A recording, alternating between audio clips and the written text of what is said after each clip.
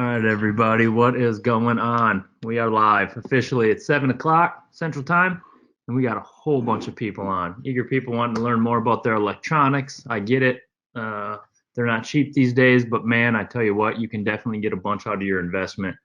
We got a lot to cover, so I'm going to get through it right away. We'll go through everything again. If you're just signing on, I already kind of went through this, but please, send in your questions. You can see a little question there. Don't use the chat. I won't see the chat, but I'll definitely go through questions at the end of the webinar, try to address as many of them as I absolutely can. But big time want to thank everybody for coming on. This is utilizing maps and Lowrance Electronics. Josh Douglas, FLW Tour Pro, and I'm a bit of a Lowrance guru, electronics guru. I love staring at them.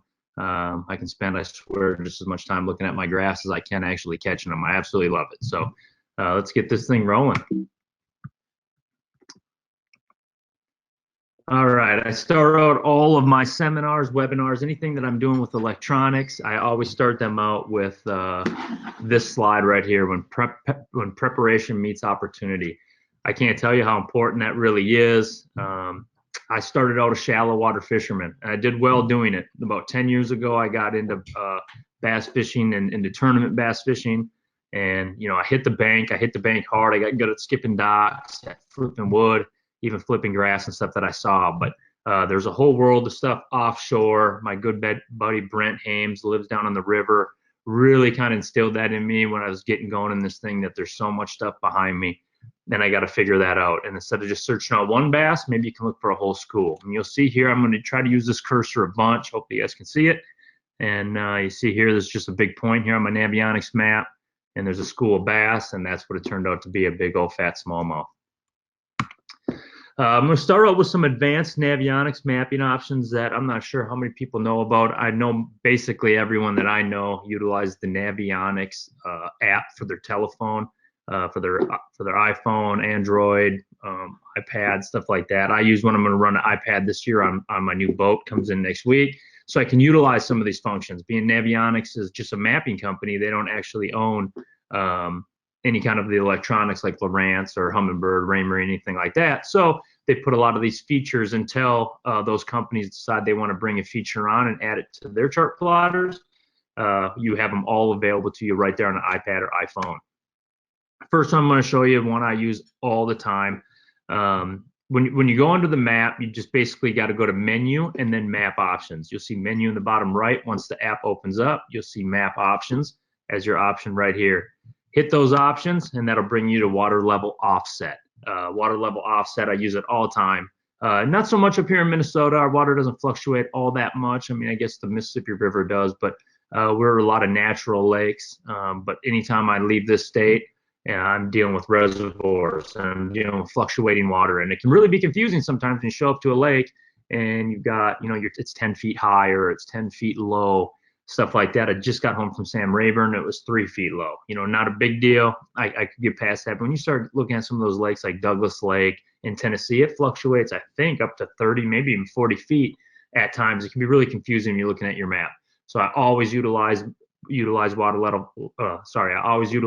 level offset on my app, on my phone, or on my iPad, and it's pretty simple. Water level, you just go right here. You can see in this middle one right here that's at 0. If you look down, it's kind of showing you what it'll look like. Over here, I inflated it, I bumped it up. They got a lot of rain, and now this lake's 12 feet high, and over here on the right side, it's 12 foot low. So it just kind of distorts all the contours and lets me look at things without, you know, if I know my fish are in 20, 25 feet that I'm targeting, I can find that real easy by using water level offset. Utilizing fishing ranges. This is fun. Obviously, I did not make this slide. My wife Bree did. She's very, very good at this kind of stuff. But this is an awesome new tool. I love the color patterns that they use for this. I use it all the time, you know, and basically it's another function you can see on here. The one here on the left is showing basically we're started out at 30 feet. Next one is 20 feet, and the next one is 10 feet. Changing the colors, I picked different colors for different contour lines, and that's going to be your end result down here is going to be, again, if you look back at these ones, you can see the different tones of colors showing me different hard spots. There's a little high spot right here, and all that. And you just kind of go through it. Helps me read things a little bit better. Again, I'm going to have that iPad at my face so that I can utilize these functions, and you all can too. The app's like 10, 15 bucks for your phone, 50 bucks for your pad. And I use it all the time. I use it in my hotel rooms, or I should say my Lance camper now. I use it at home, and a great way to study maps. All that is using the maps. Map reading. Map reading is super duper important. I talk about it all the time. Contours, I mean, my Lowrance units, they'll find everything. I can sniff anything out. I swear I can find it, but I need my map to first know where I'm going to go to find something. Otherwise, I am literally guessing. The water all looks the same from the top. So utilizing your map is very important. And some of the different things you can see is like, here's a creek channel. This is Sam Rayburn Reservoir. My boat right here just came over this creek channel, and you can see all the life that's on that actual channel there on my sonar to the right. Utilizing tools like these to find these kind of creek channels, big time important. Maybe over here where the creek channel bumps a point, that could be something, you know, a good point when those fish are staging to move in. Definitely something that I use. Again, with contour is so important. You're talking about hard bottom, you need contour there. I've always used this as a reference, but if I build a sand castle and then the tide comes up, the tide's going to flatten out that ice castle like it never ever happened. It's going to be a bowling effect, and that's what happens with water as the waves move all around with the north wind, south wind, east and west. It'll bowl everything. Now, if I took that right where that sand castle was when the tide was back down, I put a rock there or a couple bricks, and the tide comes back up and the tide goes back down, those bricks are still going to be there because they're hard. That creates hard bottom. So finding contour, sharp contour changes, stuff like that. In this case, here's an old road bed that goes underneath, swoops right across this bay, and you can see it right on the right. It just comes up hard. Over time, the water can't move that. So finding my mapping, I do a lot of electronics training. It still baffles my brain how people aren't utilizing 1 foot contours, stuff like that, to be able to actually find places to start. You know, you got a bass brain, you got a walleye brain, whatever it is, you know how to go and find those fish. You know what they like. The contours will show you places to start. Here's a road bed. Here's another couple road beds. Again, I use Navionics mapping. It's awesome. Here you can see on this side, I'm literally just idling up, and I'm keeping that road bed there on my right-hand side. And here's the screenshot image of it on my side imaging DownScan. You can see this road bed just easing through here perfect as I move down. You can also find sweet spots on these. Here's another screenshot. I cross over a road bed, and looking on my left, it says on my Navionics map, there's a submerged bridge. Here's that exact same screenshot. As I idled past it, you can see where the creek channel came and went right underneath that bridge. Here's your road bed right here, hard bottom bridge. People put brush piles all around it. That is a sweet spot. That's a stop sign. Again, my map brought me right to there. I launched my boat, ran right to it. Introducing Sonar Chart Live. This is something I play with a bunch. I use it on lakes. You know, up here in Minnesota, we have 10,000, 13,000 strong lakes all over the place. Probably never see mapping. Some of them are tiny. At the same time, I also utilize it on places like Lake Mille Lacs or Lake Erie in Canada, fishing up by Pelee Island, trying to find those contours of those glacier lakes. You know, when those glaciers moved in and then they retreated, they just left piles of rocks, and that's what created a lot of these reefs that we fish today. You can chart it. Map companies can go up and down it, but they'll never get every little nook and cranny on that thing. The best way to do it is just do it yourself. And I can do that with Sonar Chart Live now with my Lowrance unit. All I'm doing is overlaying. You can see down here in the bottom right where I overlay my Sonar Chart Live, and I just go to work. And that stays right there on my unit until this is my end result. And you can see, I mean, the map was good before. The map's great now. And that's what I could do myself. If there's a ledge that I really like in Kentucky Lake when I took third, I just got right on those couple ledges. I knew where those little sweet spots were. I knew where that little kick out was, where those fish were first pulling off the spawn, literally still had bloody tails coming out to that deep water, and they're sitting there and getting it together before they moved up to eat. My map can show me all that. And it's real easy to use for all Lowrance people. All you got to do, again, just have an updated Navionics map. Make sure your software is updated. Came out 6-7 months ago, something like that, maybe even a little longer than that, and utilize that with your maps. Make your own. It stays right on the unit. You can upload that to Sonar Charts. You can share that, and then also utilize other people's and really make yourself a super HD mapping, 1 foot contours. It's awesome. Customizing for efficiency. Okay, this is kind of my setup and how I like to use it. I'm going to utilize all of these at my face at all times. Okay, I'm fortunate enough I can run 2 graphs at my face. I see a lot of people do these days. If you can, it's cool. You can still split up a Lowrance 4 different ways and all that. But what I want to see in front of me at my face at all times is I need to see my map. I need to see a traditional sonar, DownScan. There's no replace for either one of them, and of course my side imaging. My side imaging shows me so much. Rarely am I actually looking for fish. Of course, I see a lot of fish. Fish helps. We're going to cover a lot of that today. But most of the time, I'm looking for their home, where it is that they live. Good stuff like that. You can see here, this big rock sitting off of this reef drop. There it is again. Here with my map. And over here, you got just a random fish that's swimming through. Looks like a spotted bass fishery to me. But again, all the screenshots you're going to see are coming off my front graph, generally right in front of my face. Every now and then you'll see it off one of my units up front. I'm not going to get into too many basics today. I'm assuming a lot of people that are logging on here already know a lot of the basics and they're looking for some advanced stuff. But I do want to kind of cover some of the stuff with some basic stuff. So we're seeing this with side imaging. Basically, if you imagine you're in a dark room, lights are off, shut off, and you have 2 flashlights like this, and you're walking through the room and you're illuminating everything that you come through those flashlights. That's how you're going to see it. If you can't see behind something, it's because there's a shadow there. If you look here to the left, this would be roughly where my boat engine would be, and this is my freshest data coming off of back by my transom. Here's my freshest reading right here. These are boulders, bigger rocks sitting out there, and you can see the shadowing. You know, if I'm scanning that and I'm going to light up one side of the boulder, but I can't see what's behind there. So angles are so super duper important. I'm constantly idling back and forth, looking at stuff. Sometimes maybe I'll even blow it out. I idle it so much. I just get to know the area. I'll come back later on.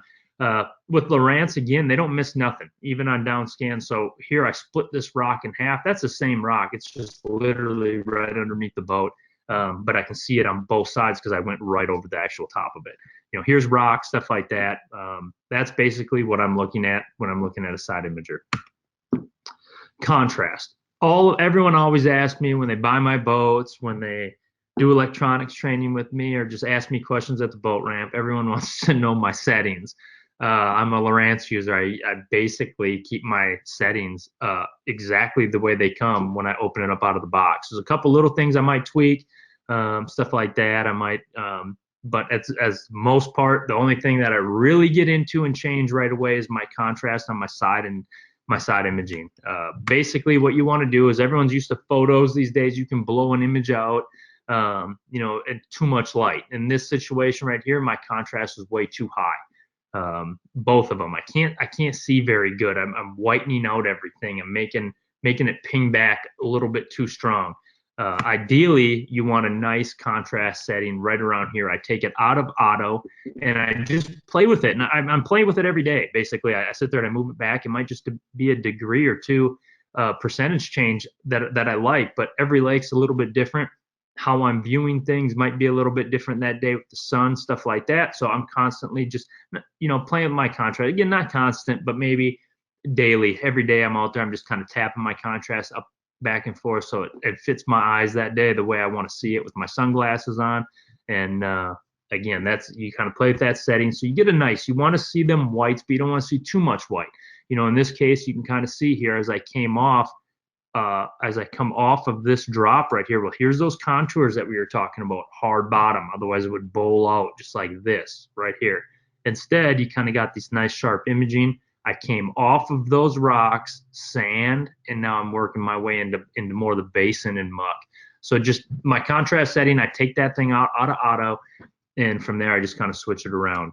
The other setting that I like to switch is going to involve my traditional sonar. I do leave all my sensitivity, all that kind of stuff. I leave it right in auto. It's perfect. You can't mess with Lowrance sonar. It's awesome. But I do change the palette.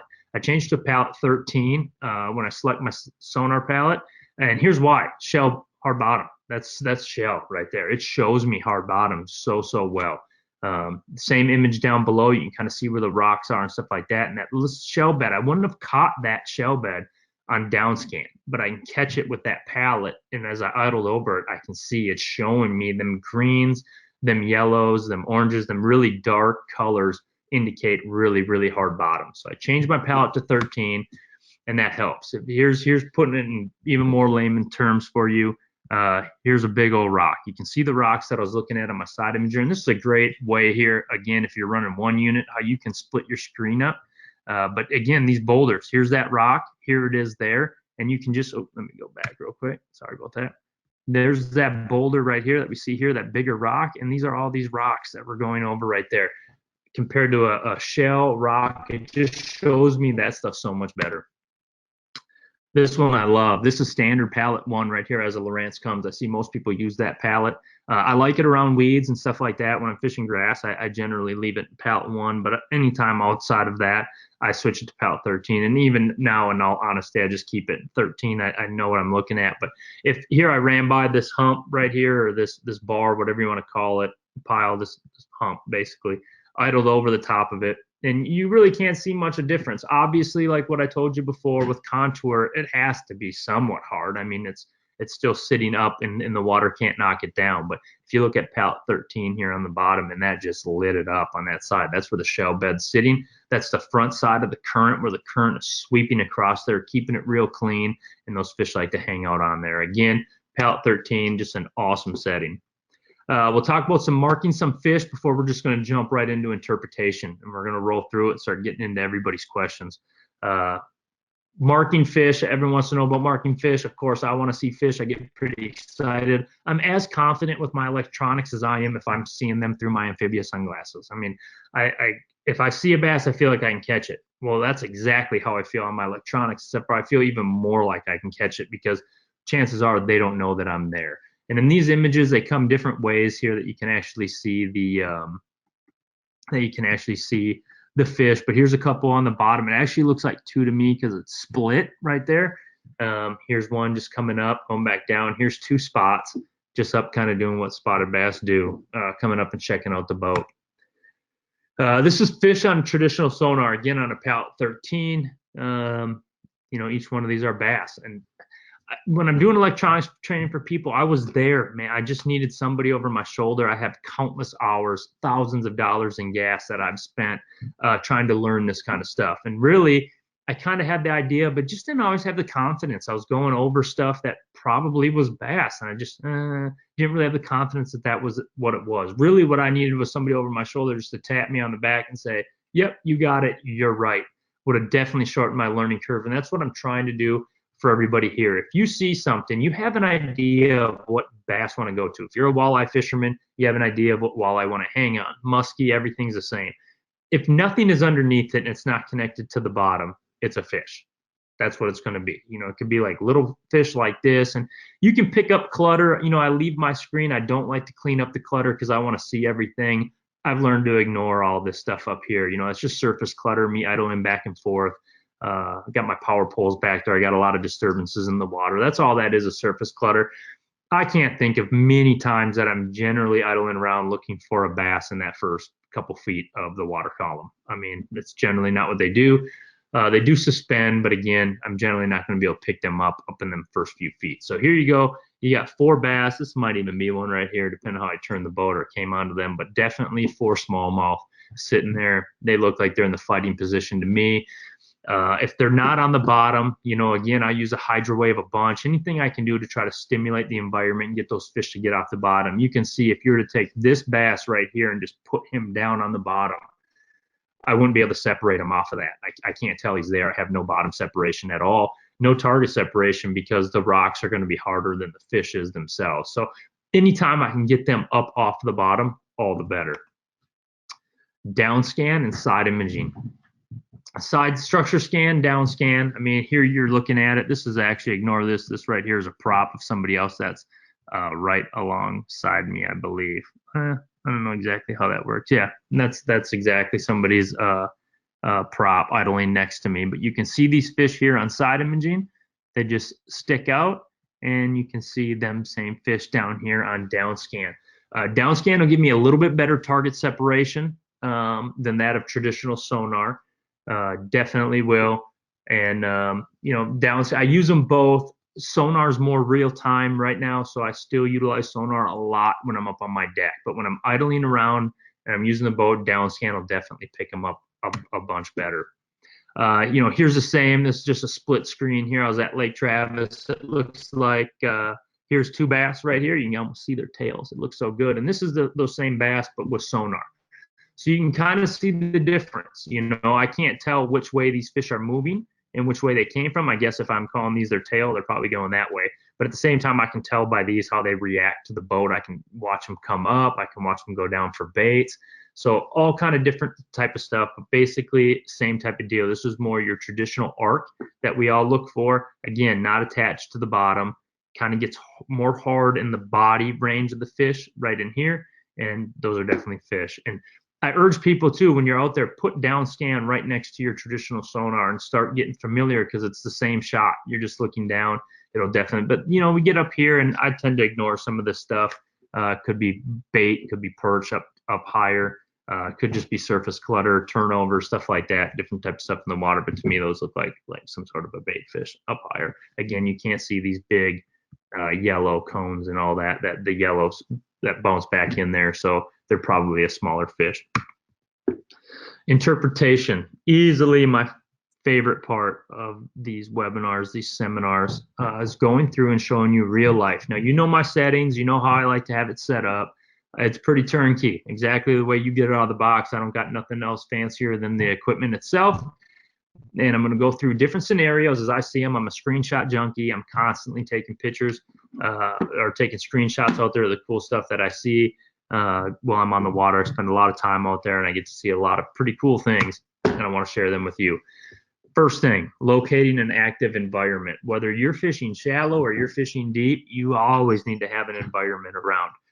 Bait, hugely important. Fish, anything that I can see, whether I see them with my eyes or while I'm looking at them on my graph, it's all the same. And in this case, you can see some big submerged trees here and big old bait balls right here. It looks like right here, these are probably bass up in here eating these baits, moving the baits around, splitting them all up, just like you see on Nat Geo when you're watching dolphins and sharks attack schools of bait fish. They get right in there, they split up the schools, and that's exactly what we're looking at right there, a hungry bass eating. Environments are important. Somebody asked me something about St. Clair in an email. Yeah, St. Clair confused the crap out of me this year too when I was there. It was my first time there, my first day and a half was probably pretty terrible. I'm a smallmouth fisherman. I'm a rock fisherman. I like to go around and look for rocks, and I could never put two rocks together. It's a giant sand bowl. Talk about zero contour like what we were talking about before, and you got yourself St. Clair. It is a bowl. There's really nothing much hard out there at all besides that shipping channel for the most part. It's a lot of sand. It's a lot of vegetation. Once I start using some of that vegetation as if it was rock piles and stuff like that, I started to get a lot more successful. And again, it's about finding these environments. If you look right here, the grass is just coming up. We got a little bit of taller grass here. Looks like a bit of smallmouth. General rule of thumb, largemouth like weeds because they can't see very good. They have a lateral line. They ambush prey like a mountain lion. Smallie spots, they have eyes. They don't get in the vegetation that much. They can see really, really good. Now, they will use the vegetation. They'll get on the edges of it. If it's cabbage and stuff like that and it's sparse and rock pile underneath, they'll move right through it looking for crawdads and stuff. But they'll definitely use these bigger, longer stalks of cabbage and stuff like that to sit by. And out here, you just got a ton of perch. It looks like maybe that whiter dot right there is probably a smallmouth, a couple smallies, and then this cloud right there is definitely perch. Here we got largemouth on a ledge. Here's a big ledge. You got a stump out here on the ledge. You got some hard bottom on it, and it breaks away and goes into the river channel. And again, I'm just looking for an environment. Idle this, and I see these fish sitting up there suspended. I see some off here, off of the drop. On the bottom, this is smallmouth on a reef. I actually remember when I found this spot was a tournament on Mille Lacs this year with my good buddy Joe Willard. He was in his boat. I was in mine. I was out idling around. I never even knew this rock pile existed. Never saw it before my entire life. I idled it. That's what it looked like. I made one cast, caught a 5.5 pounder. The next day, I thought we had the winning spot. Next day, we went there. Joel cracked a 6.5. I caught a 4, and I still have never got a bite there since. So they moved, but it was a spot I never knew was there, and it was active. Man, it was very active. There are some walleyes in here too, but for the most part, those are a bunch of smallies. So again, finding something finding, I put things on a point system. I've talked about that before in the webinars I do with Seth. Point system's huge for me. What am I going to stop on? There's fish everywhere, so I want to hit stop signs. I want to find stuff like this stump and this rock.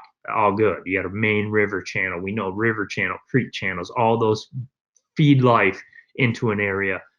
Moving waters coming through, and then I got bait, I got fish. Once I start seeing all that kind of stuff, vegetation, anything that it is, I start adding up a bunch of points. Next thing you know, I got 4 or 5 points, and that might be a pretty good spot to stop.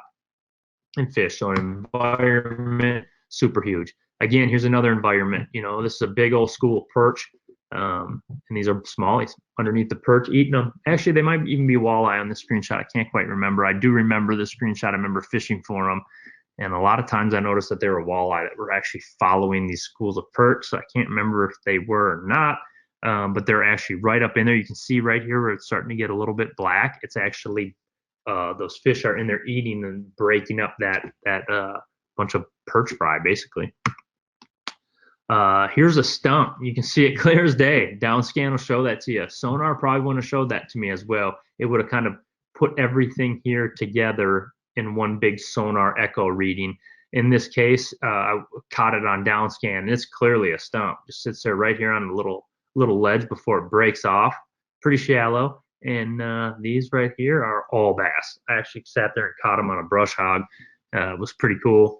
I think this is Chickamauga, but I can't quite remember. And right here you can see I'm not giving you the waypoint on that stump because that's a pretty good one. I caught some big ones off of that one. You'll notice here I'm using palette 9 these days a lot. I change that sometimes. I play with stuff depending on what that lake looks like to me, but lately I've been really digging palette 9.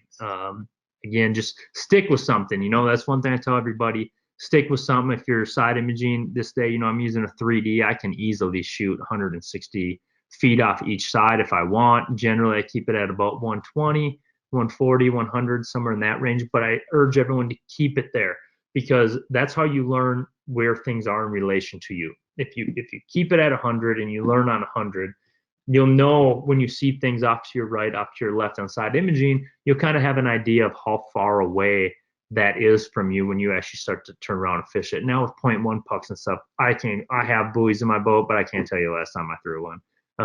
I know right where I'm at with GPS. The 0.1 shows me what direction I need to be aiming as to my waypoint that I would have put on that stump, and I can sit back off of that, a good 25 yards, 20 yards, make a cast at that stump and start pulling all those fish away from it. Here's sonar. This is a fish in the vegetation, and again, how I can tell here, this is a stock, a cabbage stock right here. It's connected to the bottom, and yeah, it gets a little harder. Maybe some zebra mussels or something in there, but it gets a little harder. Not crazy hard. A little bit of vegetation here, so we got some bait and some cloudier, some lighter stuff. But right there, whoop, is a big green dot right there, not attached to nothing. That's a bass. Again, it's just training your eye to see stuff like that, and the only way you can do it is by turning it on. So make sure when you're going out there, you're switching through screens. You really can't break nothing. Keep settings in auto. You can see right here, sensitivity auto. I mean, I'm leaving everything the way it comes in the box, and that's the image you can see. Fish on timber. I'm not sure where my map went on the screen, but I actually caught these bass right here. This is just a big piece of standing timber. I mean, I almost hit it with my boat if I didn't when I went over the top of it. But down here, you see these little clutters right there? Those are bass just hanging at the bottom of that tree trunk. DownScan would have showed that good. I don't think I have that image. I don't. But again, that's just using my sonar. I'm pretty fluent with them both. I like to use them all. And in that case, right there, idle over that tree.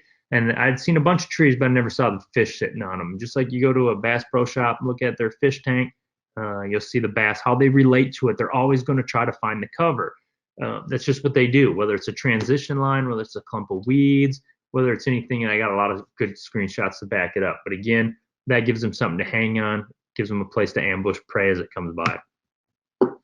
And here's a school of spotted bass on a rock pile. I mean, rock pile looks like a rock pile. When you're looking at DownScan, you're looking at side scan. I mean, to me, that looks like a bunch of rocks, and up here is a megawatt of spotted bass. It's an amazing spot, actually. I can get on that spot and I can catch those spots on that lake every single time I go there.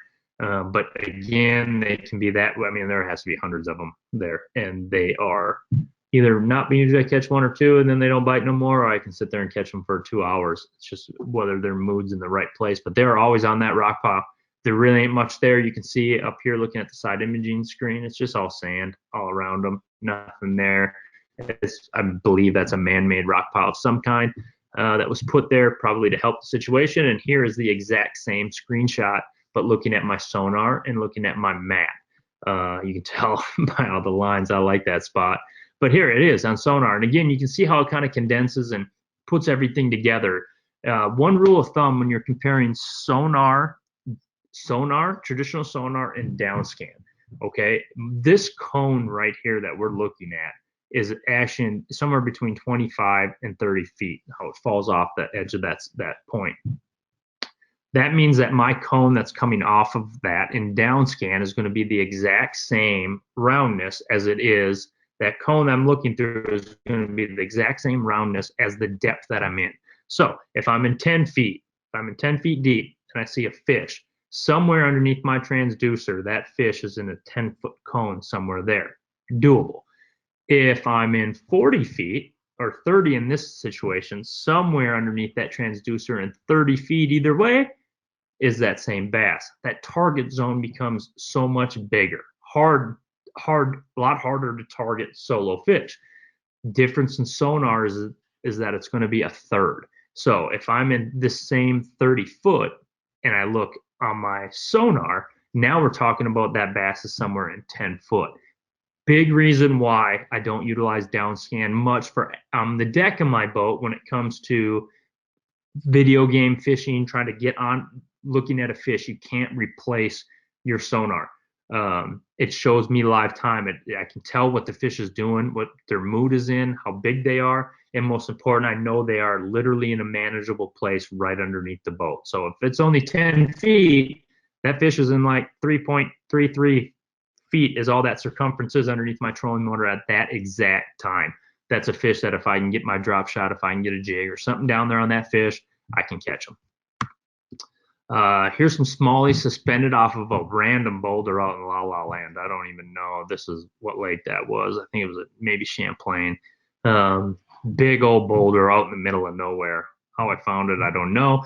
I think I actually found it because I was just running, and I keep one of my sonar transducers in the hull of my boat shooting through the glass. That means I can run 50, 60, even 70 miles an hour in my Phoenix and still pick up bottom. And I can all of a sudden see when it's just normal brown, nothing there, and all of a sudden a quick spike comes through. And if you're going 60, 70 miles, it's going to be a really quick spike if you hit it, but still you'll see that color change real quick. And I can't tell you how many times, ask my buddy Chad Smith, who's had to sit there and watch me stare at my grass for hours and hours, how many times I'm constantly even running in and all of a sudden, whoop, turn back around. I have found spots doing that way and turn around and end up putting a dot on it. In this case, here's the boulder, okay? Same boulder, I mean, it's in 40 feet deep.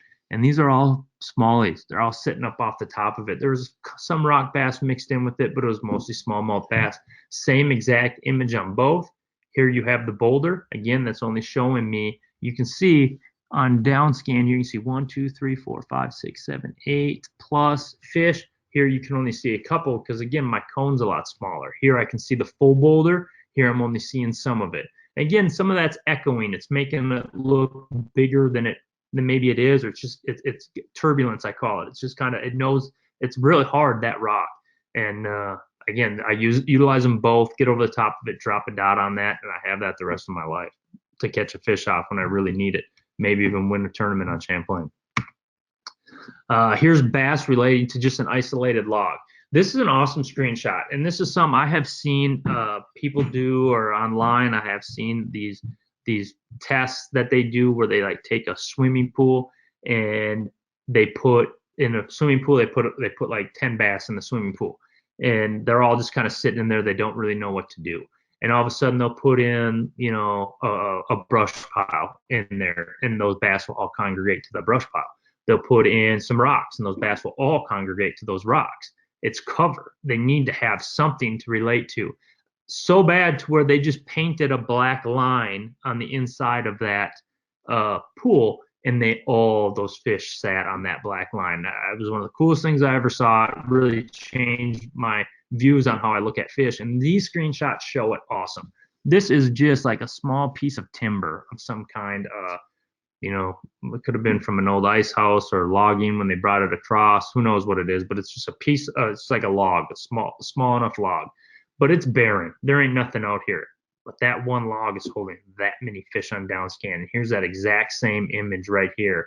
There's the log, and here's all of the fish that are just hanging on that in the middle of nowhere. That's just, you know, spotted bass have that nature, smallmouth have that nature, and they get on something and they just hold to it and they make it theirs, and it turns into a party like that. Again, nothing else around but that one little log, and look at all the fish that are sitting there stacked on that.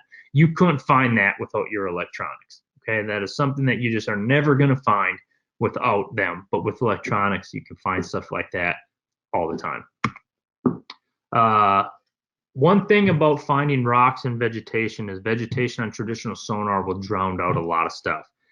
You can't really see what's in there. It's really clear. It's like a jungle. It's like trying to look inside the woods at a boulder, but you can't see because there's leaves everywhere and you can't see that it's in there. DownScan will definitely pick this kind of stuff up. And here again, block that out. I know where that rock is. One of my favorites. Catch big fish off that all the time. On I think it's maybe it's definitely Champlain. And again, these vegetation, you got all this grass right here. Wouldn't have known it was there, but now I saw it on DownScan. I have it for life. Definitely, you can tell I'm not showing it to you guys where it is, but that is a good spot. I've caught big largies, like 4 or 5 pounders off of that thing, and I've caught smallmouth too. And you can see some of the fish moving around on here, but again, knowing that that's there in the weeds, awesome spot. I guarantee you something will be spawning on that when I get back there in the FLW Tour tournament here at the will be, you know, at the end of the season.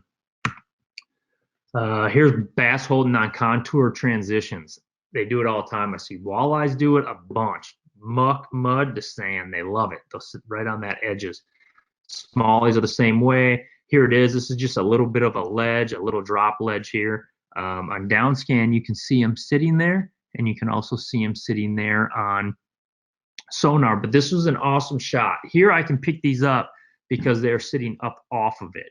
But I can't necessarily see these, right? Because they're all rock, but these fish are sitting on it, but DownScan still has it. I can see them on DownScan. I get that target separation. I can pick those fish up. Awesome little school smallmouth these were. And again, they were just stacked. The whole reef, it was one of my favorite reefs. I couldn't catch them all over. All of a sudden, I was going to off the edge of it, and I saw them sitting there and turn around and put a whacking on them. It was pretty sweet. Here's a largemouth up, just splitting a big school of this is just a big school of shad. And again, what I said earlier, that's him, just a lone warrior right there, getting big. That would be an Alabama rig fish, I'm sure of it. You cast that in there and catch that fish. But again, this was probably just a big old bowl before I went over it, just a big old group of shad. But that fish is in there eating them, and he's splitting them apart and moving that bait around and trying to peg off the scragglers back there. Great shot. Again, out in the middle of La La Land, it's probably actually a spotted bass now that I look at it. What he's doing. I don't know if a largie sit out there. I mean, he probably will, but that smallmouth got spotted bass written all over it. Smallmouth, again, we talked about the weeds, and this is a great screenshot for that. This one actually comes off the deck of my boat because you can see my drop shot dropping in. This would be my tungsten weight, and here would be my bait. And I dropped it right down, and look at the reaction I get out of them. That's what I'm saying with real-time sonar, something I can't get out of just DownScan. But right over here, I just got this fuzzy sandgrass all through here, and there's just this little patch of open right there, just a little sand spot, and they're just stacked in there on it. And a drop shot down, you can see, here's how they start. And as my bait drops down to these fish, they first came up and looked at it, and then they follow it back down until you actually get the bite. And a lot of times I can sit there and I just know I can set the hook by their reaction before I even feel that the fish is there. Again, sonar, real time. I can see stuff with sonar. My deck of my boat, I can't get away from it. I need to have it. And at the same time, though, I'm also utilizing side imaging and DownScan at the deck of my boat too. I love shooting off the back. I'm using my transducer off the back. Not real big into putting a side scan transducer on my trolling motor because it just moves too much. My trolling motor is fast moving. My Ultrex, But on the back of the boat, I mean, you're just talking, it's just 20 feet away, and I can sit there and move my boat around. I always know where everything is. And even when I'm just going through fishing something, I can't tell you how many times I pick up a little isolated patch, a clump of weeds that was there, or a weed line kick out, or a little turn, rocks, some fish sitting off to the side, or where I'm on a smallie reef, where do the rocks look better? Where do they look not so boring and a little bit better?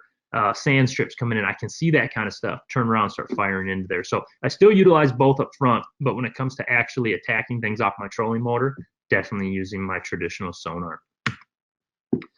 Here's a single bass and brush pile. Now in this particular brush pile, I was able to see them on sonar.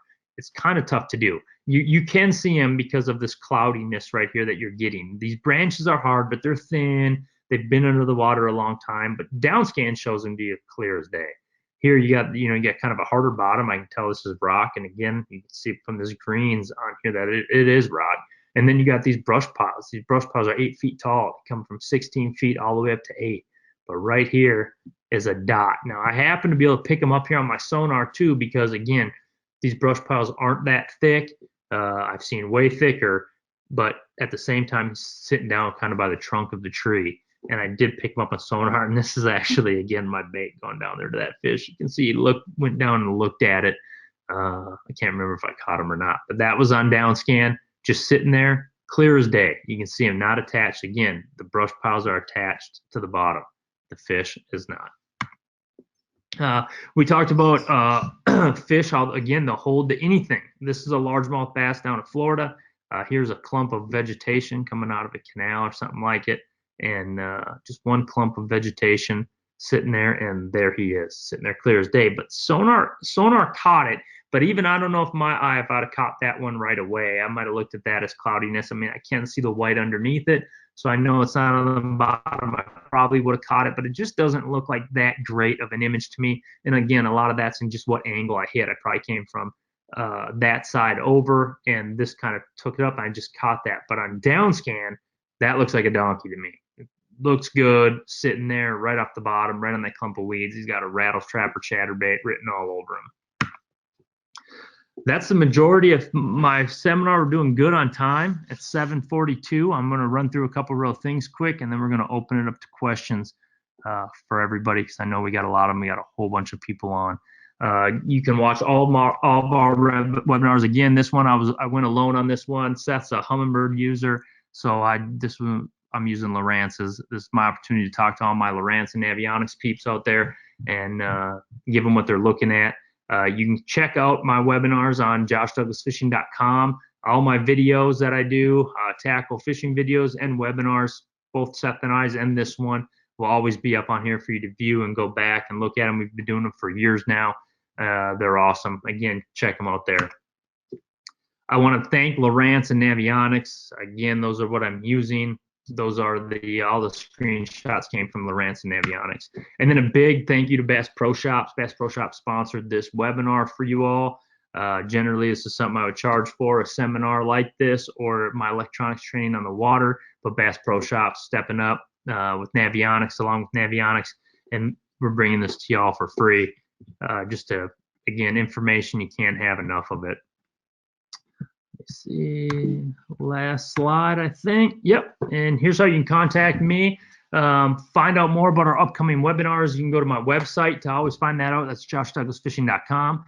And again, I urge everybody, my handle on Facebook and Instagram is Josh Douglas Fishing. You can DM me there, send me a messenger, or my email is right there below. Any questions you have, I mean, sometimes I'm terrible at getting to them right away if I'm traveling or I'm out there fishing. I can get to kind of terrible at getting back to people, but I do get back to everybody, and I'll sit down and jam them all out. So please don't be offended if I don't get to you right away, but at the same time, I will get to everybody. So please send me those questions. And let's get to questions. We got a bunch of them here. So let me start to get through some of these questions. All right. Hey, let me see. Nope, I got it. Okay, can you outline the advantages of the carbon unit over the Gen 3? Yes, the carbons are awesome. The Gen 3 was 2. It's been a little bit since I've had a Gen 3. I've been rocking a carbon now for the last 2 years. Processor, it's got a dual processor, super fast. The thing's insanely fast. The screen is very clear. I can see things that I couldn't see in past before, but really, again, we're talking about a processor, and we're also talking about things like Wi-Fi, stuff like that. The direction that the sport is obviously going, because it's the direction that everything is going with electronics. The ability to be able to utilize Wi-Fi to be able to download maps right on your deal, update my maps. I can update all my Navionics maps right there from my unit. And definitely, the carbon is a sweet unit. Gen 3 is a great one too. So not a total lot different between the two, but Gen 3, I think, added more buttons back to it for when you've got those big bumpy waves and stuff like that, and you're out there, sometimes you get on your screen. But again, I find that real easy. But carbon's pretty awesome, and y'all really want to pay attention to Live, the new one that's coming out. That one takes the cake. I don't have them yet. My boat comes in a week. I've definitely used them. I got 4 of them on their way, and I'm super excited to get those things on my boat. I can't talk a whole lot about the things that are coming out on there, but to tell y'all, you will be very, very, very happy with the direction Lowrance is going with those new units. Yep, he said wants to know. Here's the next question. Follow up. You talk about the new HDS Live. It's awesome. I will tell you one thing about it. Again, I can't get into much about it, and I'm still learning a lot of stuff about it. But what I do know, I can't get into a lot of, but I will tell you it has a quad core processor. It is super fast. I could not believe how quick it loads up everything. And when I touch and zoom in on it, I mean, I'm in on it like that. I can jump through pages in the screen. They're thinner. The screen's bigger, feels bigger on there because it doesn't have a lot of the side. It's a thinner unit, and crystal clear. I mean, crystal clear. I thought I had it good with the carbons. Definitely got to check those out. Let me see here. Thanks for hosting. Well, I appreciate it. Thank you. Yeah, what can we expect to see from the new Live? Again, I can't get into much. I don't know much, and it ain't that I can't. It's that I want to make sure I'm putting out accurate information. I should have them on my boat. Again, my new boat comes in this week or next week. I should have the units here very soon, get them all rigged up, and I'll be down in Florida and Sam Rayburn right away after Thanksgiving, putting those things to good use. And I'll probably have to fire up another webinar for us and talk about nothing but Live. Is there a way to transfer waypoints from the Navionics app to the HDS unit? I believe you can through Plotter Sync. You can do a lot of stuff through Plotter Sync. I don't do it much just because I'm always saving my waypoints to my unit, so I should know how to do it better, but I don't.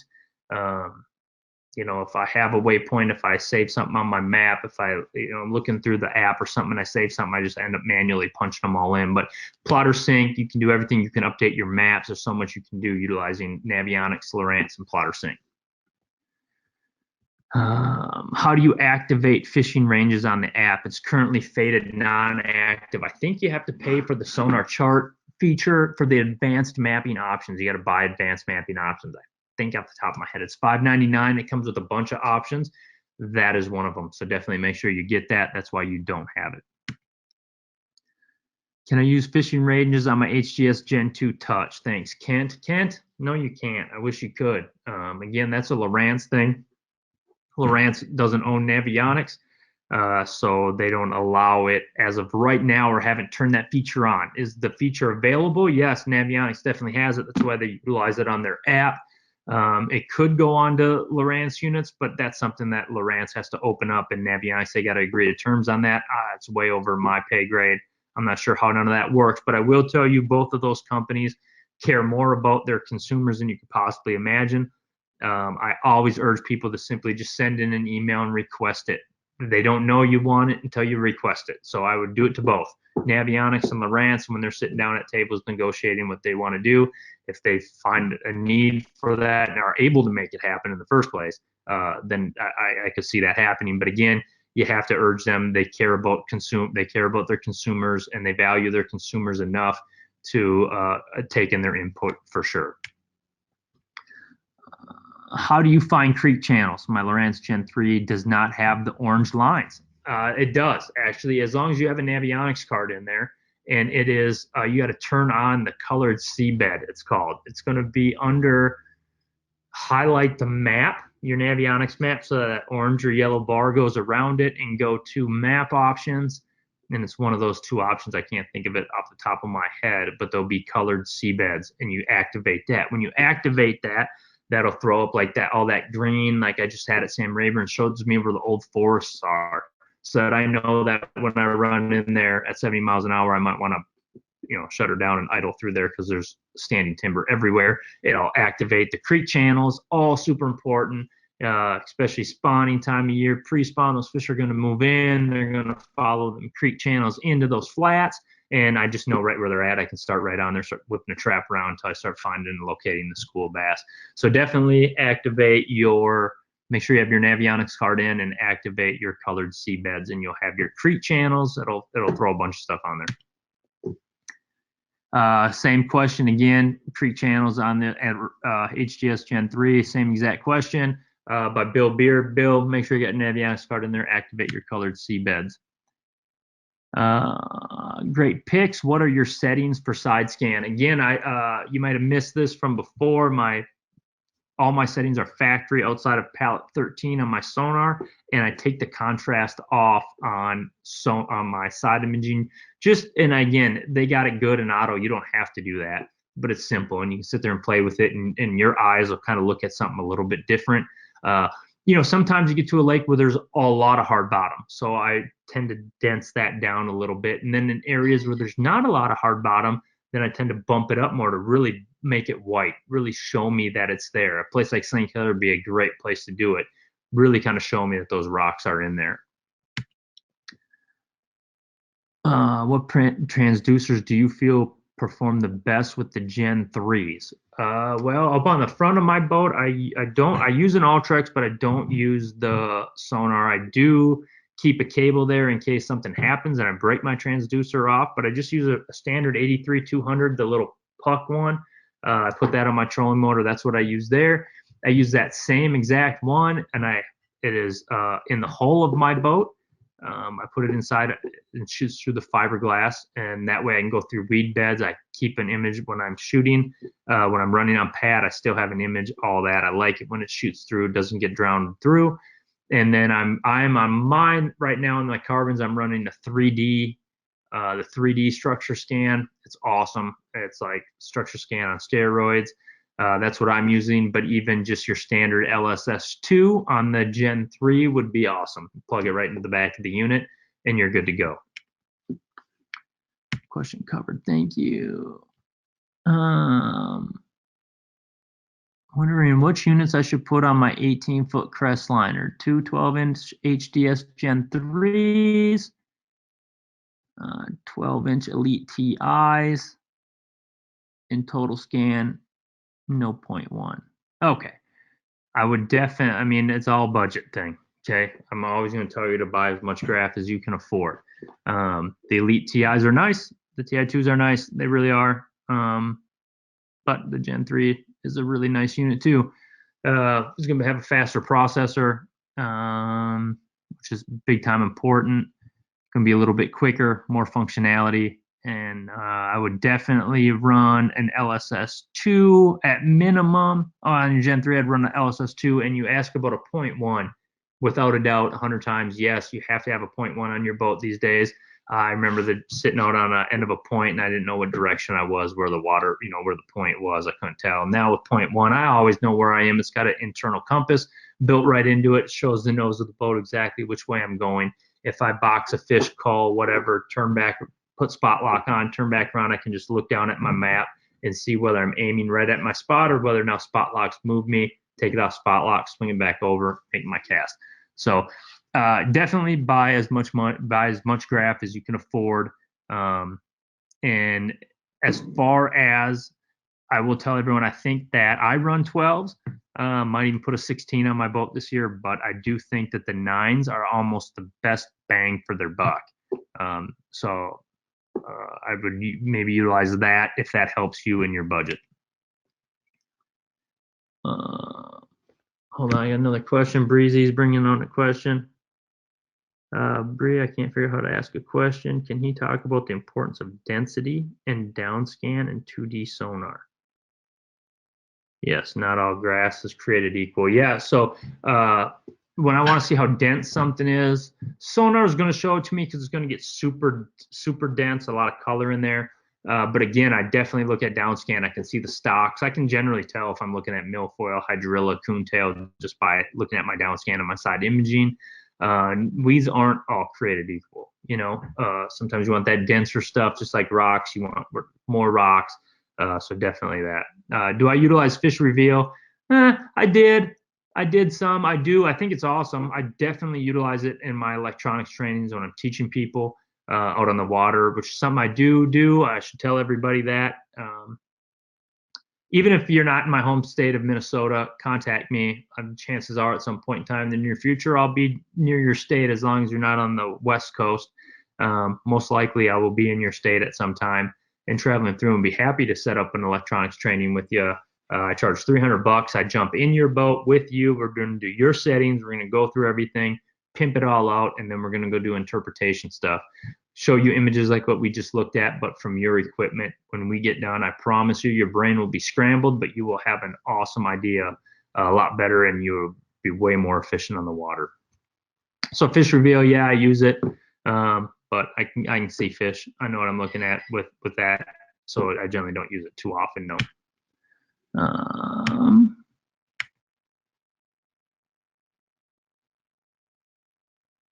Is there a way to set the regular sonar to only show the bottom 15 feet of the water column?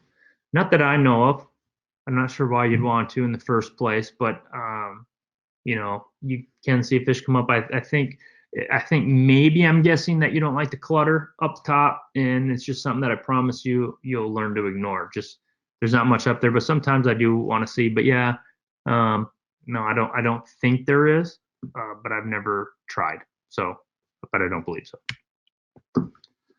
Is there a way for me to record this so I can try to fine tune my to record this? No, I don't know if you can record it, but it'll be up on YouTube. You can watch it again. You can keep going back and forth. I'll do it for you. How about that? It'll definitely be up on YouTube, or visit my website, joshdouglasfishing.com. Give me a couple days and Breezy will have it all up and ready to go. I think you can watch them on Navionics too. So go to navionics.com. You can watch them there.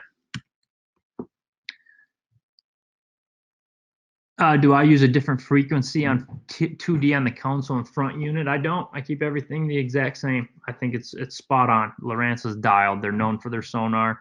I've looked at other sonar from other companies, and I definitely think Lowrance is by far running away with their sonar. Nope, I just keep it. All my settings are literally, except the couple we went through, they're factory settings. How do I break down a large submerged grass flat? Great question. I have learned over the years, and my results in tournaments have gone way up because of it, to move more water and move more water faster. Flats, on the other hand, can be, sometimes I used to ignore them, but they're the dinner table, so you can ignore them. You got to get up there. Generally, what I'm going to do is I'm going to kick my side imager on about 100, 120. It's a grass flat, so I can't see through the grass too far. So 120 feet on each side is pretty good. And I'm going to move water. I'm going to look at it, look at something different, figure out if there's any creek channels that run through there. Again, looking at the contour that might be on there. If there's an old creek channel, might not even show a contour change, but it shows you with that colored seabed that there's a creek channel in there. There's definitely going to be maybe a little dip. It might be a 5-foot flat, and all of a sudden it just goes to 7 feet. Could be all the difference in the world. But I do want to go along the flat and figure stuff out, looking what's out there, trying to dictate the different, you can see where eelgrass looks different than hydrilla. And if eelgrass is what I want, then I can just idle that whole thing, just start dropping waypoints and dots on my side imager in those eelgrass clumps and know where all that is, what I'm targeting. But again, if it's just a flat and you've looked at it all and you can't tell nothing different, then pick up a chatterbait and start moving water. Pick up a top water, pick up something, start moving some water or swim jig. And sometimes there's nothing better in the world with all this electronics, with all this that money can buy. than just good old fashioned little bit of elbow grease, getting out there and just going fishing. When marking things on DownScan, do you put the cursor on the fish or the bottom? I'm guessing you're asking when I'm marking things on DownScan, do you put the cursor on the fish or the bottom? If I'm dropping a waypoint, I just hit the waypoint button somewhere in between the fish and the bottom, I guess. Otherwise, I'm going to try to put it on if it's like, I generally am going to put a mark on just a fish, you know, because the fish moves. So I don't want a waypoint on just a fish. I might do a temporary one or something maybe, but generally I can just kind of scroll back and turn my boat right back around and then get up on my deck and go find that fish again if he's not moving too much. If he's moving, then you know, I can only guess which way the fish is going to go. So more so, I'm going to drop dots on stuff that looks good, that I think is going to hold fish. And when I see something like that, then I just put it on it. So if it's a rock, if it's a clump of weeds, I touch that clump of weeds, hit the icon.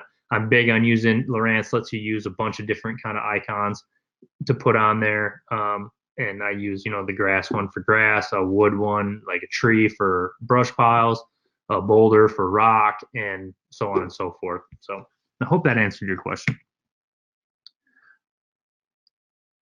What bait do you fish when fishing those big boulders and weeds? Well, you know, that just depends on what I'm going to catch there. You know, if it's a smallmouth, probably a tube.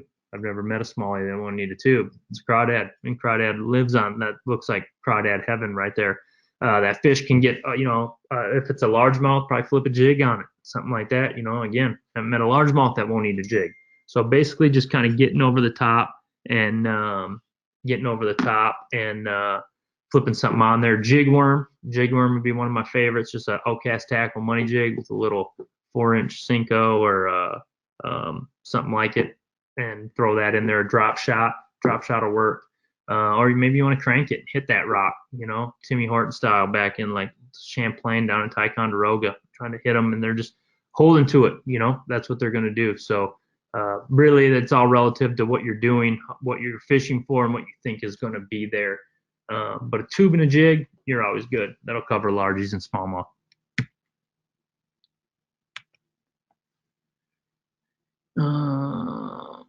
How do I use the range ring to help with your fishing? Can't. Good question. I think the range ring is that circle that's there. I've used it before. I didn't really love it because I didn't really need it.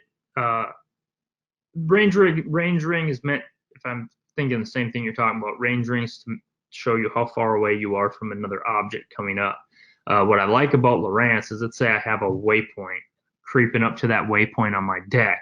As I'm coming up there, I can just touch the icon and it'll sit there and show me right on the bottom in feet and in miles if you're that far away, but in feet as I come right up to it. Like I said, it will do it in miles if I'm doing it from my boat, I guess, and I want to see how far away I am. It'll show you, you know, everyone does it. It's like, how far away am I from this waypoint? Oh, I'm 2.5 miles as crow flies. Got it.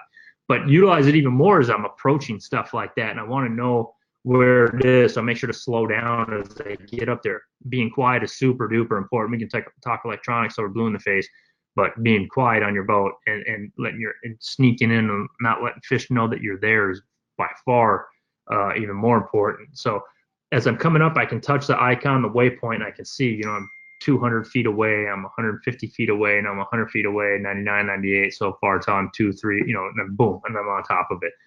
So the range ring helps. I know people that swear by them. I mean, really good anglers swear by the range ring. I don't. I utilize that touch screen for what it was meant to do and be efficient, and just tell me exactly how far I am away from the object that I'm coming up to or that I want to fish. We covered fish reveal. It's a great tool. I use it in all my trainings. I generally don't have it on my graphs, but that again, you're talking to somebody that has 2 graphs at his face on both his deck and when I'm sitting down. So I can kind of utilize all of them. I don't need to overlay things on top of each other. Which transducer do I prefer on my Ultrex? Not the one that comes in it. Again, I talked about this, not the one that comes in it, though I do keep it there and keep it at the ready in case I break off my transducer or something, but I just use the standard 83-200, the small pot.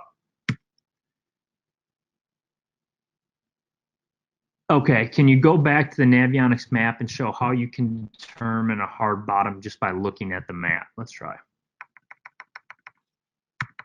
Contour. Let's see if I have a map next to this one. Oh. Sorry, I got too fast of fingers here. That's the one I want to look at. I think. No, there's no map there. Hold on. Basically, what I'm looking for is contour. Contour changes. I gotta find an image here with a map with the sonar at the same time, though. To back up. Bear with me. I would like to show you.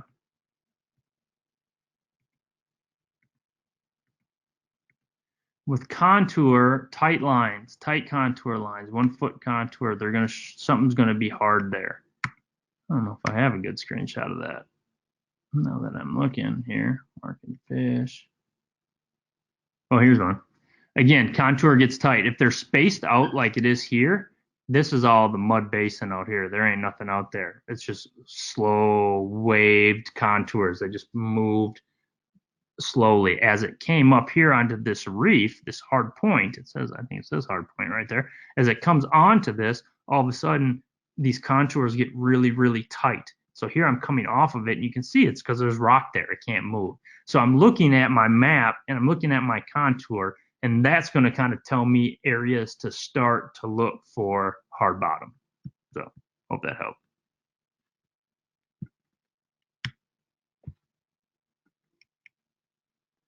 When I run my sonar and down imaging at the same time, I get a line along the bottom on my down imaging. How do I eliminate that?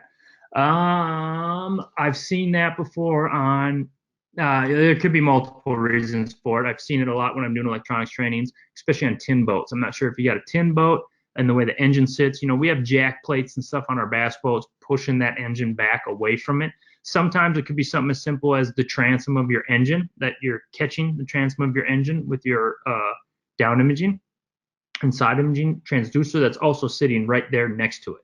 So with the big Atlas jack plates that we're running, keeps it kind of back. So I don't really never have that problem. But you could trim up, and I bet you that eliminates it. It also could be something like a ladder or something off the back of the boat that's just in that's what it's hitting. I'm guessing that's what you're referring to. I've seen it before. Usually playing with your trimming up generally gets rid of it. You may need to consider moving your actual side scan, StructureScan, DownScan, transducer to a little bit better spot. But again, I wouldn't know without actually seeing yours. It's just an idea of maybe what it could be that's eliminating that.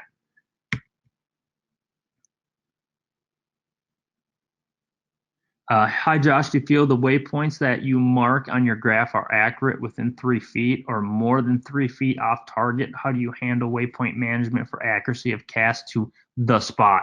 Terrific question. No, they're not. The military will, I mean, they're accurate. They're accurate within feet. They're really close. But it depends on where the satellites are at that current time.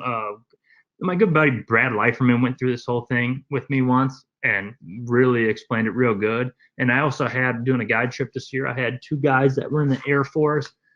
They probably have stuff in the Air Force that they can get dead like that. But at the same time, I don't think the military ever wants us to get that accurate to be able to do something like that. So we're always within the satellite range. Some days I notice a little better than others.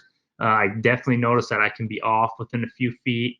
Depending on how I get on, come at something and what angle I came at it, and also where I dropped the waypoint from compared to where my 0.1 puck was at the same time. I mean, that's what it's pinging off of. So I keep my map, it sits basically right behind me, or I'm sorry, my 0.1 puck sits right behind me. My transducer's on the back, and my front graph is 20 feet away from that. So it's kind of like a good buffer zone, but you're never going to get within inches. You know what I mean? Like, within feet is good enough. I mean, I can't make an accurate enough cast to hit within inches anyway, offshore, something like that. So you're within feet, but it changes throughout the days with where the satellite is, as the earth spins, is the whole thing that I'm good at finding fish, man. I'm not very good at all that technical stuff.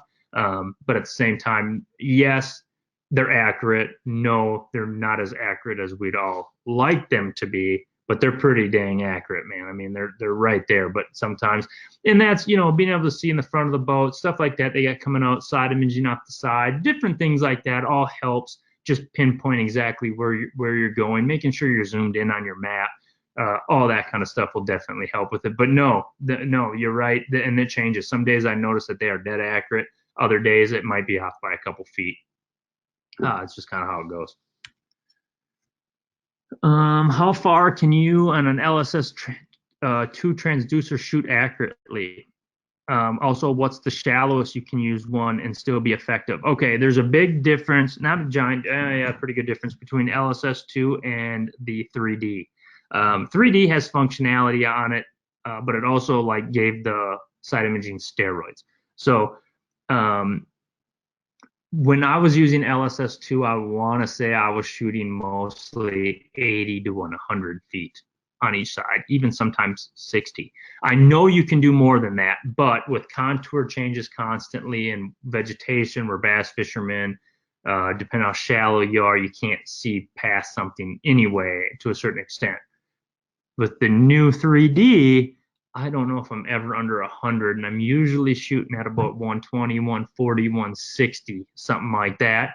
Again, now I'm in the business of trying to find fish and find fish fast. So I'm shooting farther, and I'll break down with my rod and reel, and I'll get tighter and then use sonar and DownScan as I get over the top of something. But I want to do big swaths, just come through and just be able to see big areas.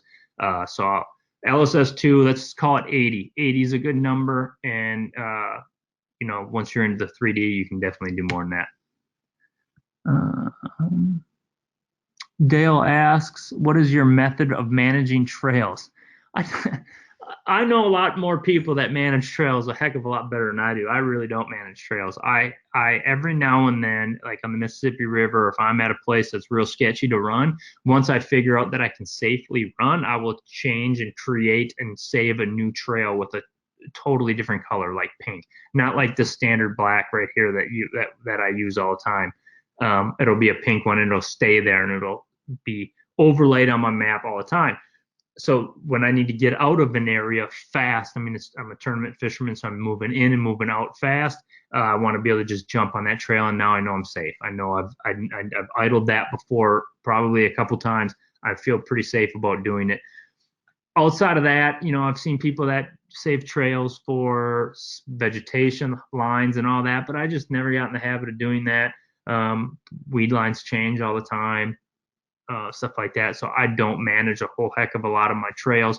But again, I know a lot of really good fishermen that do. So probably a better question for someone else. At the same time, I just utilize that black one that just got the black line right behind it, and that just kind of evaporates and go away as certain miles go on. HDS live or carbon? I mean, live, man. I mean, everything's like a phone. Everything's changing so fast. There's so much cool stuff coming. That stuff that's cool right away, right off the gate, right when they release them, and you can buy them, and then in a year from now. So, you can never go wrong with the carbon. Carbon is still new. It's still the active one. They're still selling them. And generally, Lowrance is awesome about doing updates and stuff like that to allow that. To keep servicing the carbon for a long time. So they're both good. Carbon's got a dual processor, and the HDS Live's got a quad core processor, so super fast. If you thought the carbon was fast, the HDS Live is super duper fast. How do you attack deep weed lines with side imaging? Man, I idle them. I idle the side of the deep weed line. It's great for that. It's like perfect for it. It's probably one of the first things outside of looking for hard bottom that I'd use side imaging for. I get it on the side, and I can follow the weed line. I know exactly where it is then. I can follow that weed line. I can look for points, turns, rocks, spines coming out of them, bluegills, all that kind of stuff, bluegill beds hanging off the side, fish sitting on them, whatever. Definitely utilize it. Keep it on one side and just drive as straight as you can, and that'll keep that weed line there. And then when all of a sudden that weed line turns or all of a sudden makes a little point, you can drop dots, turn around, go back and fish all that. Do you go into zoom on your down scan while scanning or after finding a spot? I do sometimes. I'm just being cocky and I want to show somebody something that I didn't think that they saw. You know what I mean? If I see something or if it's something I'm like, what is that? I might touch it real quick and zoom in on it just to get a better look of it. Maybe see if there's a little separation. Man, is that a fish? And see if there's some separation, or are those fish sitting off there on the side, or are those rocks? I might zoom in a little bit. So yeah, look for their shadow. Look to see if they're up off the bottom. I definitely do it.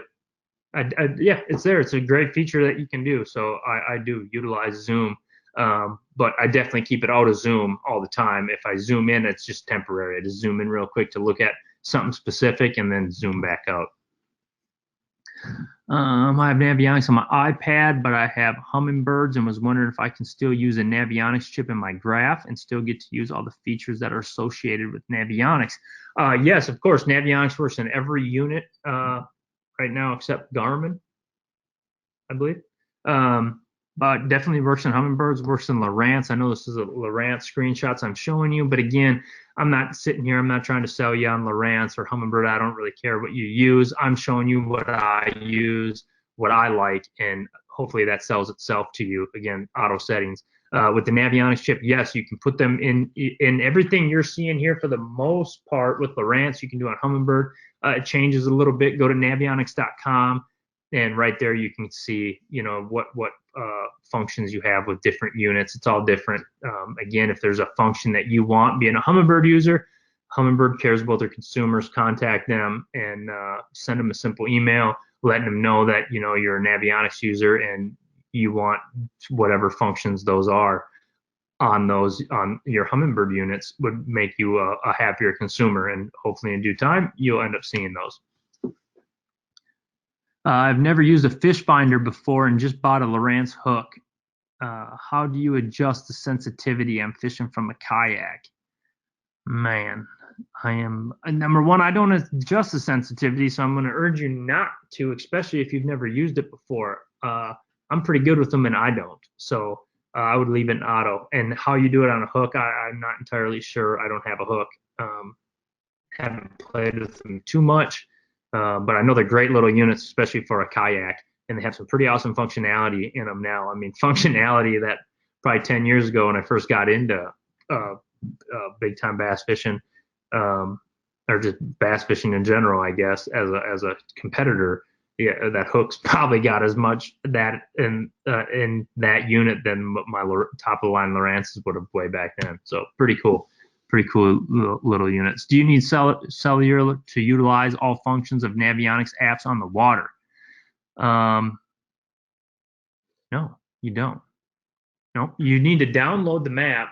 And you know, no, I don't think you do. No, what you need to do is it's already on the map. The functionality is already all embedded in there, but you have to make sure to have cellular to download the map. Once the map's downloaded, it's now on your phone, so it's already there. So like I tell people going to Canada, going down to Mexico, and even places in Oklahoma and Rayburn, stuff like that, where I just was, you start to get pretty rural. So just make sure before you go on your trip, while you're at home, you use your Wi-Fi, download all that kind of stuff, your phones, all that. But once you're out of cell service, that will still be there, and GPS will still be there, so you'll still have full functionality. Is there any way to watch this after tonight? I missed half of it due to work. Thanks for your time. Great tips. Thank you. Appreciate the compliments. I definitely urge people to go to work still. That is why I save all these and record them all and put them on my YouTube page, as I said before, and on joshdouglasfishing.com. You can definitely check them all out there. Thank you for presenting this webinar. I learned a lot and enjoyed it. Thank you. Thank you. On DownScan, are you using Fish Reveal? We talked about that. If you could only have 2 units, one at the console and one at the bow, what would they be? 12-inch units, 12 or 9s, depending on your budget. I'd go with a 12 or a 9. As of right now, HDS Carbons or the Lives are the 2 that I would use. You're going to get the most functionality. You're going to get everything that's coming is going to go into those 2 flagship units. So I would run you know, a 9 and a 9, a 12 and a 9, 12, 12, whatever you can afford, but those would be the 2 units. And if you can afford the 12s, I'm going to say go 12s because you can split the screen up so much more, and you can literally have everything that I have in 2 units at my face. You can utilize right there. You can split the screen up is what I'm trying to say and try to read a question at the same time. Are you using the built-in transducer on the Ultrex, or are you using something else instead? I've talked about this a couple times. I'm not using the Ultrex one that's made for a Humminbird. I know it works on Lowrance. Nope, I want a Lowrance transducer. It's very important to me. I use the 83-200. It's like a small puck one, and I put that on there. But I do still buy an Ultrex that has a transducer and to keep it as a backup. I see from your slides you're running 200 kilohertz on your sonar. Well, it's either 283, 200, and 200 is what we want to use. So use 200. 200, and I know you can use what's the word I'm looking for better separation and stuff. God, dang it, I can't. Chirp. You can use chirp too. Is fishing ranges the same as depth shading on your unit? No, fishing ranges is colored fishing ranges is not yet on any units, only on the app. Again, send emails if you want them to be on there. Depth shading just allows you to shade certain depths. I still utilize that on the unit some, but it doesn't have all the cool coloring and all that kind of stuff. So it's just more basic. Yes, that's a great question. When going from clean water to dirty water, do you need to change the contrast? I feel like you do. And that's exactly why I'm changing my contrast all the time for depth, water clarity, all that different kind of stuff. It's minimal. It's going to be minimal. But again, I'm changing it just to suit my eyes. Benny, you're the man, by the way. Lightmaster to Navionics and a Humminbird. What's your thoughts? Okay, you're a Humminbird user, so you can use Lightmaster and you can use Navionics.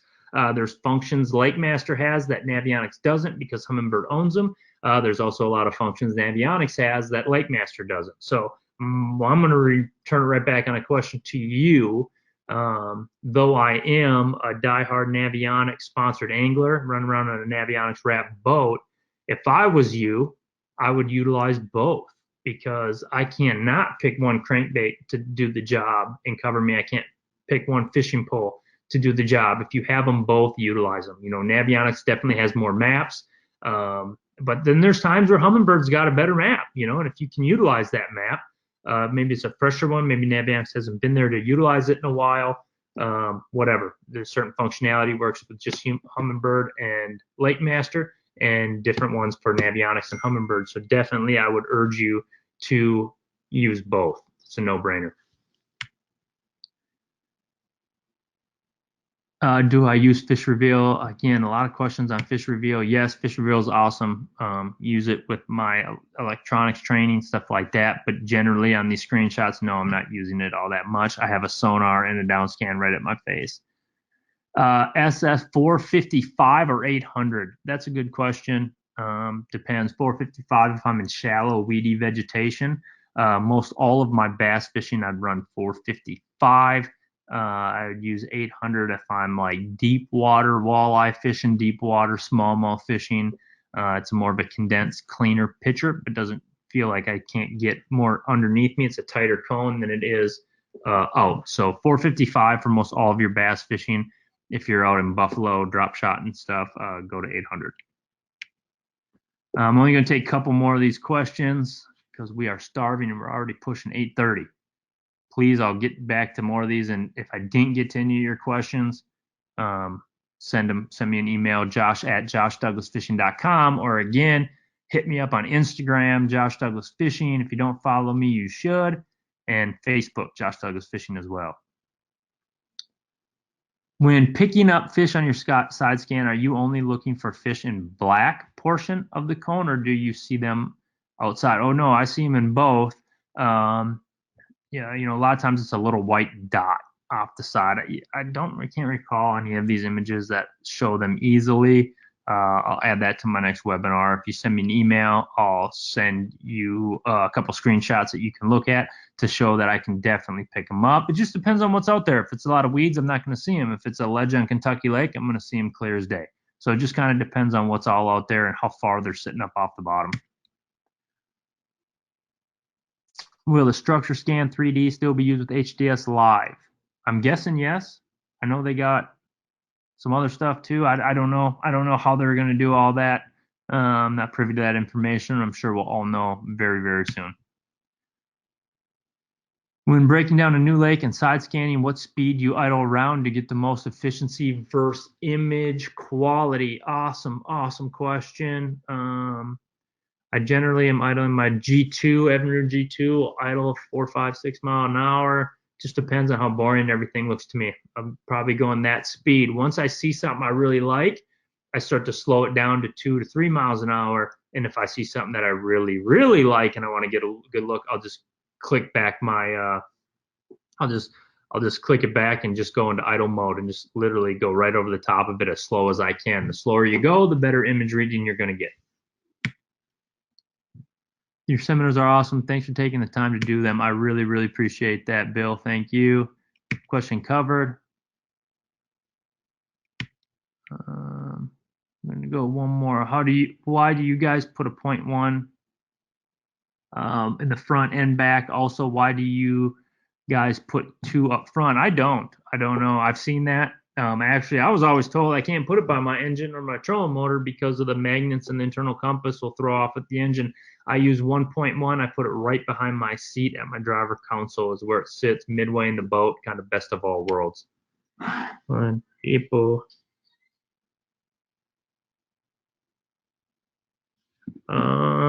Somebody answered a question for me. Brent Hames said you can focus on the bottom of the 2D sonar by hitting zoom on 2D highlighted screen. Split screen, but whole screen.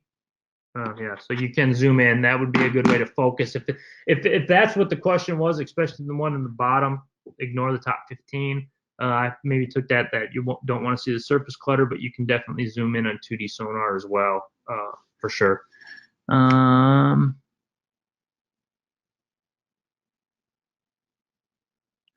Man, this is a technical question, and I know everyone thinks I'm very technical. I'm not. People got to fix my stuff. People hook my stuff up, but I'm just really good at breaking stuff down and knowing what I'm looking at and teaching people even better. So someone asked 3D installed. If I add live, which has it built in, will 3D SS still network? And that is something that they're doing. I know they're getting away from the 3D box with that unit, but I'm not yet sure. I don't want to answer those questions until I have my own unit and I know how to answer them.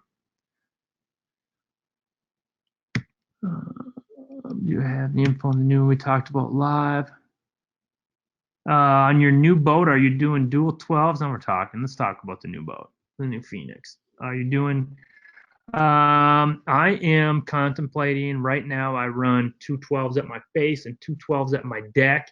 If I really only run the 2 up on my deck when I'm deep fishing. Once the deep part of the season comes, spring I only run 1. I can split up the screen however I want.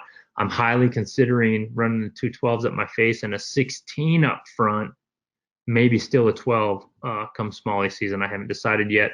I'm very much thinking about putting that big 16 up there on a Kong mount and rocking with it because I had one on for that video shoot that we did with Lowrance with the new live that's coming out.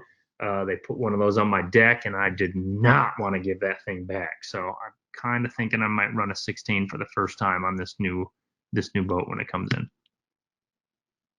Yep, the question thing's working.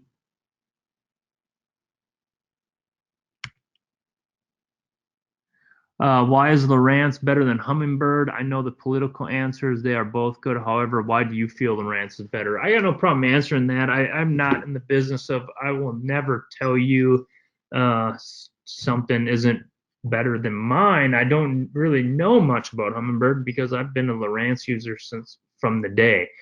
Being a Navionics guy, though, I definitely have to know some stuff about Humminbird because Navionics works in there and I got to answer questions like this. I think Lowrances are faster. I know they're faster. And I think they're easy to work out of the box. I like the settings that are there. I like the functionality. The touchscreen is super fast. Hummingbird's got some nice options that come with it in their whole system. Things like that to look at. I know Lowrance does too. Again, it's Ford to Chevy. I'm a Chevy guy. I don't like Fords. Humminbird, they're good units. Can't argue with it that some of the best in the world use them. But a lot of classic champs keep getting these Lowrance units. and keep winning classics. For me, they're easier to use. I feel like the SONAR's better. I like the mapping. It's just what I've been used to. And now I'm just privy to some of the information too that's coming out and what Lowrance is coming out with in the next year or two. And the direction that Lowrance is going is very much in the direction that I want to see the company go to. So for me, I'm not giving you the political answer. All these units are awesome these days, but in my opinion, Lowrance is the best. Yes, I use side scan around weed lines. We talked about that. Last question, for real. Last question. When you get your new boat rig, do a YouTube walkthrough explaining the what and why, what you learned in past installs? I will do that. That wasn't a question, so I'll do one more, but thank you for that, JW. I will definitely do that. This question right here. Oh, yeah. And is there anything specific you look for on mapping to find smallmouth on Erie? I look for rocks. They got cool rocks on Erie, glaciery, weird, flat rocks, crumble off, big rocks off the side of them. I can see the fish there, definitely, but I'm looking for rock, and I'm looking for fish, and that's what I'm looking for, clean water. I like that when I'm fishing for smallmouth. That's it for this. I'm going to drop the questions from here. I'll try to run through some more of these. If I didn't get to your question, if I didn't explain it the way you wanted me to explain it, please, by all means, contact me. Again, Josh Douglas Fishing is my handle on Instagram and Facebook. Josh@joshdouglasfishing.com is my email, and joshdouglasfishing.com is my new website we just put together. I want to give a big thank you to Bass Pro Shops, Navionics for allowing this webinar to go out to you all. Big thanks for Hunters Point, Nitty's Hunters Point. Oddly enough, the internet at my house is terrible for the next month until they put the fiber optics down. I live up in rural Minnesota, right by Lake Mille Lacs, and I can't even barely update my Instagram feed some days. So they let me use this awesome house that we're in right now. It has super snappy internet for me to be able to do this. So big thanks to them. And then again, Bass Pro Shops, Navionics got behind this, Lowrance, everybody, and of course all of you. I can't believe how many we got to come on for this. Eager people looking for more information, still hanging on right now to hear me just go away from it. And a big thanks to Breezy D Media, aka used to be known as the Fisherman's Widow. Now we roll around in a Lance camper, so she's always right next to me. She's the furthest thing from a widow now. She gets to smell my fish slime on the daily basis. But trust me, I can't put these things together. Bree definitely does them. And does a great job at doing them, bringing them to you guys. So again, any questions, hit me up, guys. I love you all. Thank you so much. Tight lines. We'll see you guys soon. See ya.